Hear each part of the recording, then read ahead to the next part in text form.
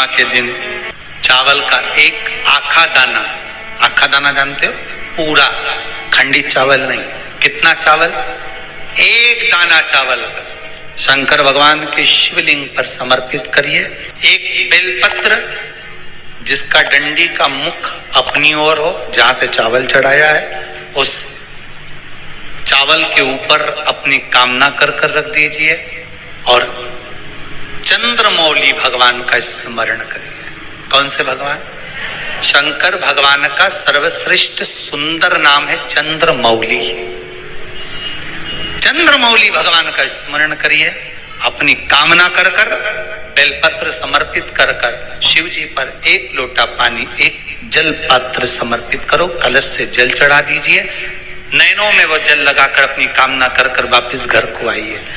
अगली पूर्णिमा आएगी, जो कामना करी है मेरा चंद्रमौली भोलेनाथ उसे पूर्ण कर ही दे। आप सभी को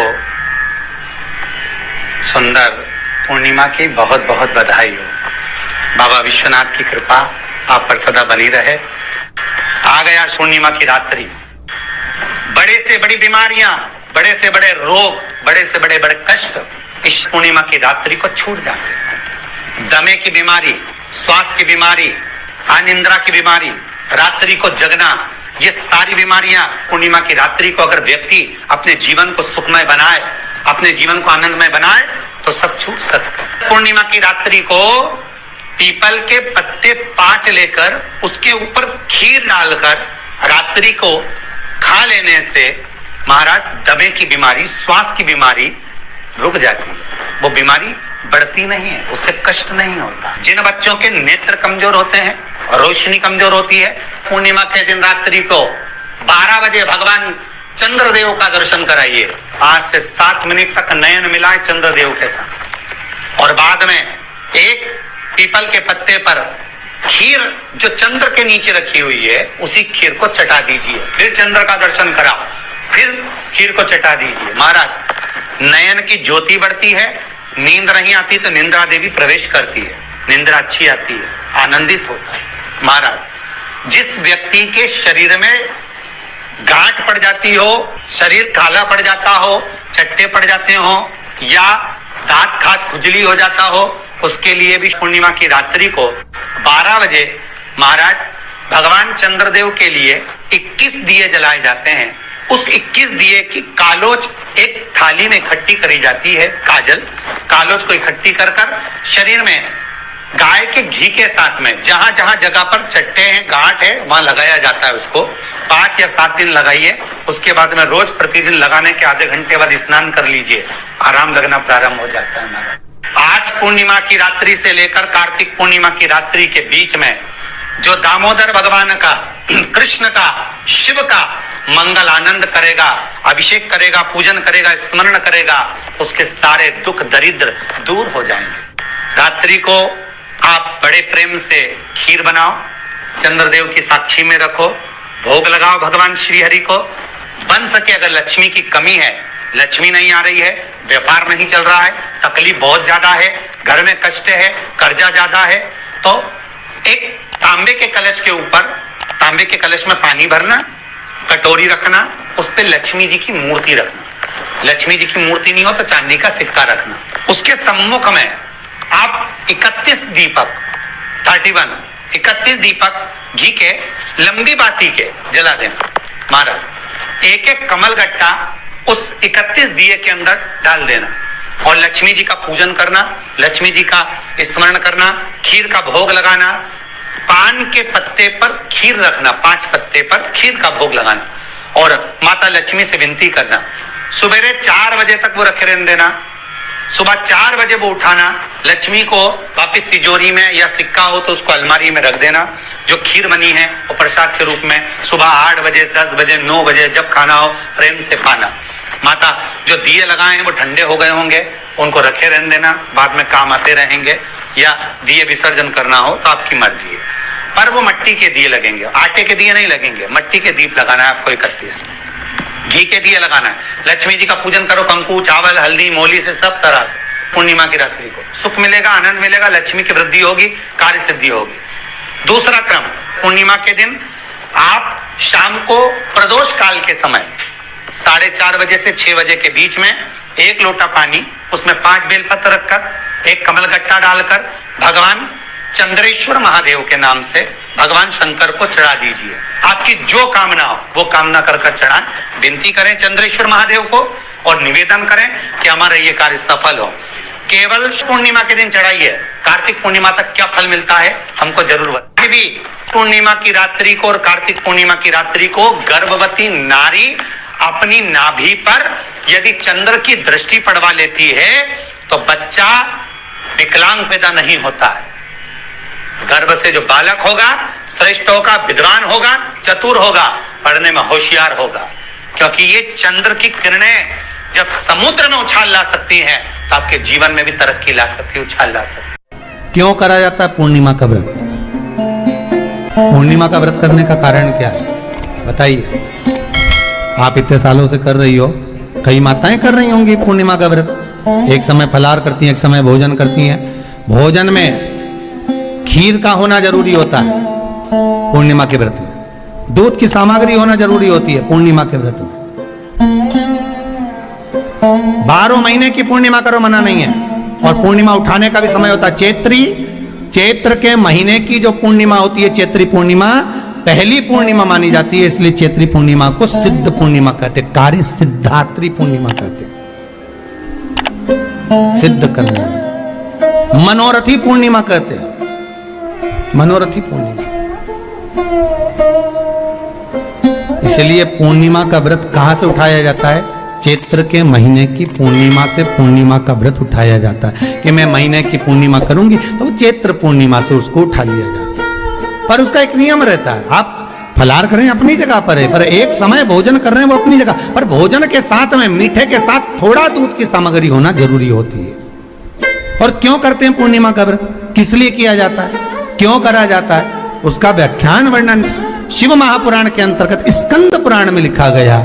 स्कंद पुराण में वर्णन किया है श्री वेदव्यास जी महाराज ने, कहा ये पूर्णिमा का व्रत इसलिए किया जाता है कि व्यक्ति का जब मन गलत भ्रम में जाने लगता है, मन जब गलत जगह पर जाने लगता है, तो ये मन को गलत जगह पर ले जाने वाला कौन होता है? तो कहा ये चंद्र होता है। व्यक्ति की राशि के अंतर्गत, व्यक्ति की पत्रिका के अंतर्गत, व्यक्ति की ग्रह दशा के अंतर्गत जब चंद्र बेकार चलता है तो व्यक्ति अच्छा करते करते भी बेकार करने लग जाता है।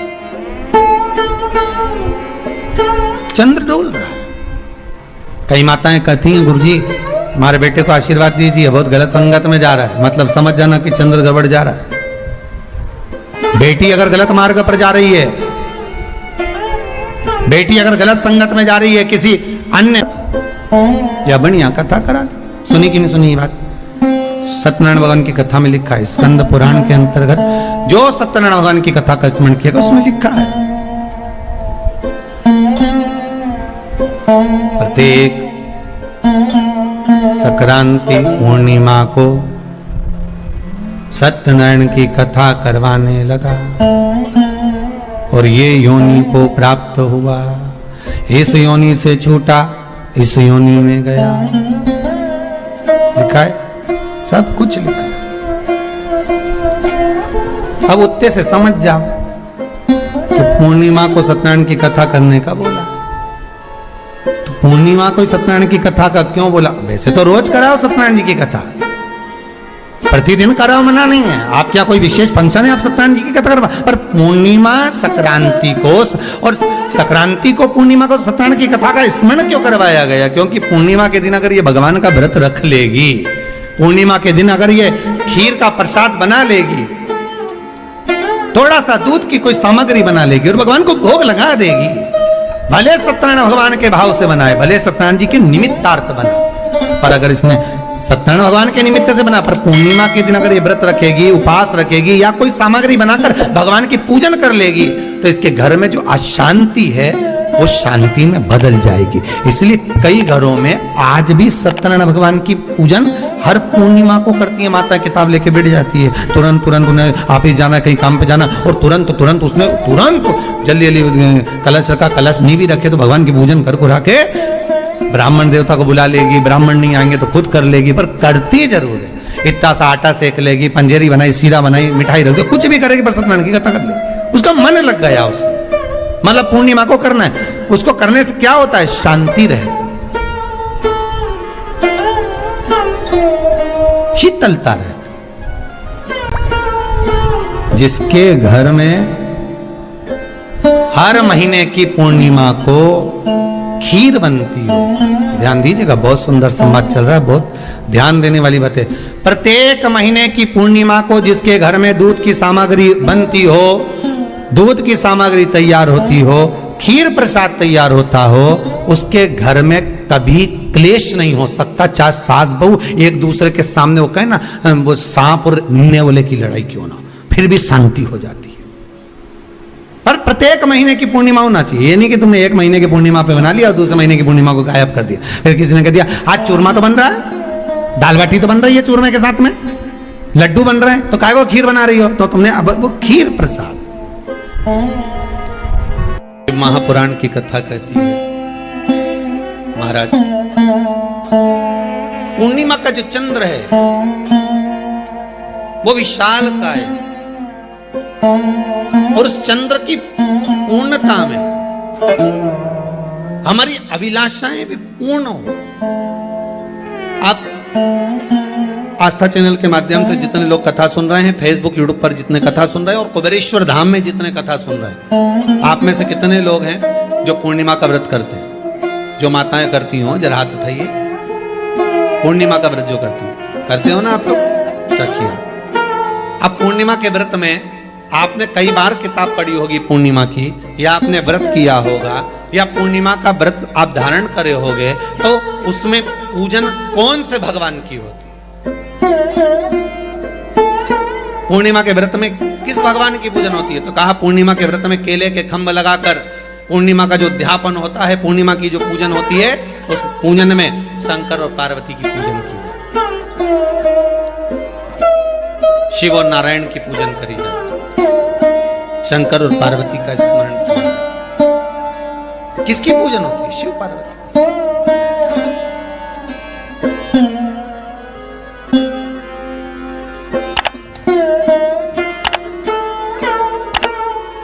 क्यों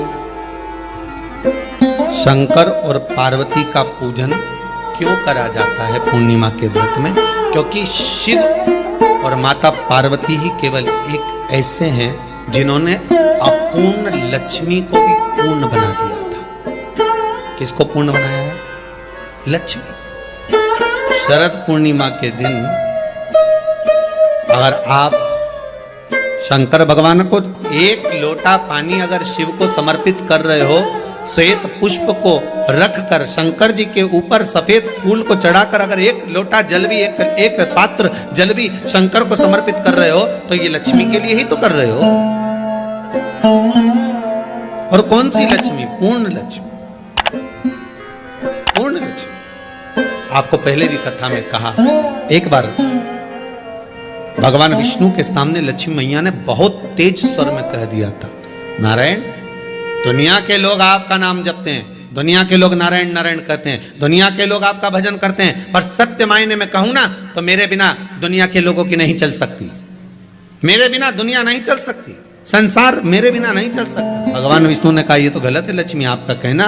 एक दिन लक्ष्मी को अहंकार आ गया, अहंकार के संबोधन जब माता लक्ष्मी करने लगी तो भगवान उसी समय पर भगवान विष्णु को क्रोध आ गया, और भगवान विष्णु ने कह दिया लक्ष्मी तो इतनी बड़ी बड़ी बात कहती है कि तेरे बिना नहीं रह सकती संसार।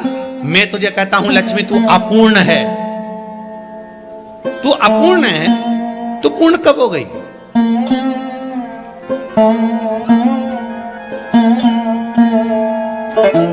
तेरी पूर्णता कहां हो गई? लक्ष्मी की आंख से आंसू बहने लगे। आज आपने मुझे अपूर्ण कहा, आपको मालूम है आप मुझे अपूर्ण कह रहे हो? आपको ये ज्ञात हो रहा है आप मुझे अपूर्ण कर रहे हो? भगवान कहते हैं हाँ लक्ष्मी मैंने तुझे अपूर्ण कहा। अपूर्णता का मतलब आप जानते हो ना? भगवान कहते हैं लक्ष्मी मैं सब जानता हूं। लक्ष्मी रोती हुई माता सरस्वती के पास पहुंच गई। सरस्वती ने पूछा क्या बात है लक्ष्मी, क्यों रो रही हो? लक्ष्मी जी ने कहा क्या बताऊं सखी, मेरे पति ने आज मुझे अपूर्ण कह दिया। तो क्यों रो रही है तू? अपूर्ण अगर कह दिया, पति ने ही तो कहा है ना, तो क्यों रोना? चल मेरे साथ में। और सरस्वती मैया माता लक्ष्मी को लेकर सीधे पहुंच गई माता पार्वती के यहाँ। माता पार्वती के यहाँ जब पहुंची, माता पार्वती ने लक्ष्मी जी को देखा और सरस्वती को देखा तो पूछा कि बात क्या है, क्या हो गया ऐसा,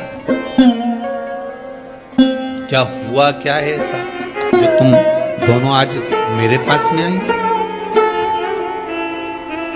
क्या हुआ?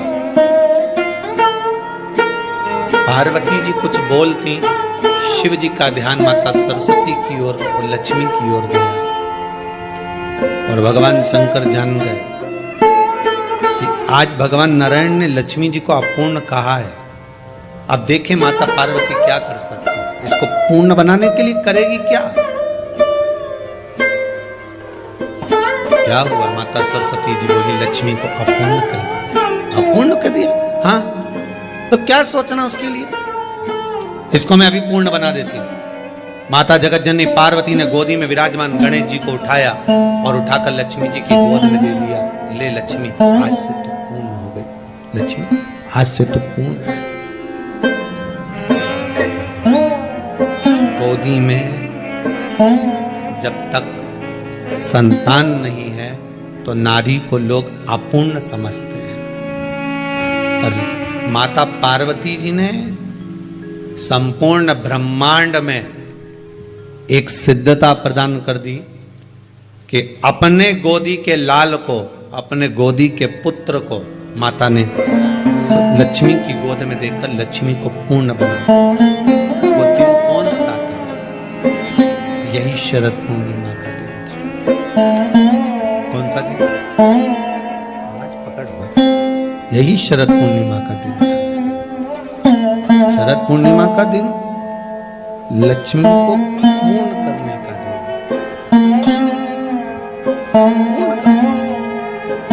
केवल अमृत ही नहीं बरसता, शरद पूर्णिमा के दिन लक्ष्मी भी बरसती।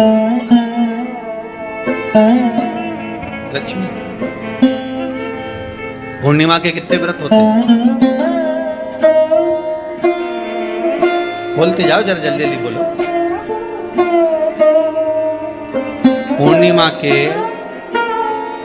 नारियों को, स्त्रियों को अखंड सौभाग्य के लिए, जो नारी वैधव्य नहीं होना चाहती है उस नारी को पूर्णिमा के कितने व्रत करना चाहिए? जिस नारी के यहाँ संतान नहीं हो, भगवान कृष्ण ने माता यशोदा को द्वापर में भी बताया है कि पूर्णिमा के 32 व्रत होते हैं। कितने व्रत होते हैं? 32।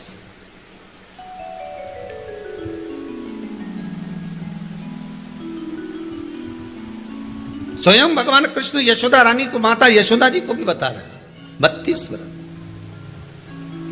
अब आपको किसी ने बता दिया होगा कि 8 कर लो, 7 कर लो, 6 कर लो, 12 कर लो, इसलिए आपने बोला कि 12 कर लीजिए, 32 कर लीजिए। अरे यहां तो द्वापर की कथा भी कहती है। यशोदा जी ने एक बार भगवान कृष्ण को रोक कर कह दिया, ए कन्हैया रुको। कन्हैया बोले, बोलो मां क्या बात है? कन्हैया जरा रुकिए, इधर आओ जरा। भगवान कृष्ण आए। हाँ मां बोलिए, किस जगह का प्रसंग है ये?